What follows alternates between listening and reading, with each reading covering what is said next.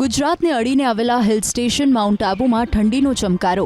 Mount આબુમાં ઠંડીનો પારો -4 ડિગ્રીએ પહોંચી જતા બરફની ચાદર છવાઈ ગઈ.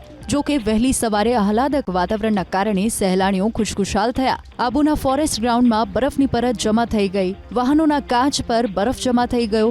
31st પહેલા મોટી સંખ્યામાં ગુજરાતીઓ ઠંડીની મજા માણવા આબુમાં પહોંચી રહ્યા છે. આ તરફ તાપી જિલ્લામાં વહેલી સવારે ધુમ્મસની ચાદર પથરાઈ ગઈ.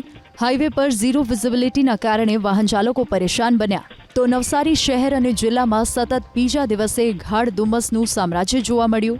ધુમ્મસના કારણે બાગાયતી પાકો અને શાકભાજી પકવતા ખેડૂતો ચિંતામાં મુકાયા. વલસાડના કપરાડામાં ખરા બપોરે ધુમ્મસભર્યું વાતાવરણ જોવા મળ્યું. છેલ્લા 6 દિવસથી વલસાડ જિલ્લામાં ધુમ્મસભર્યું વાતાવરણ છે. ખેડૂતોને કમોસમી વરસાદની ચિંતા સતાવી રહી છે.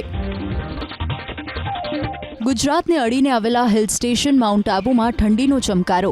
માઉન્ટ આબુમાં ઠંડીનો પારો -4 ડિગ્રીએ પહોંચી જતા બરફની ચાદર છવાઈ ગઈ.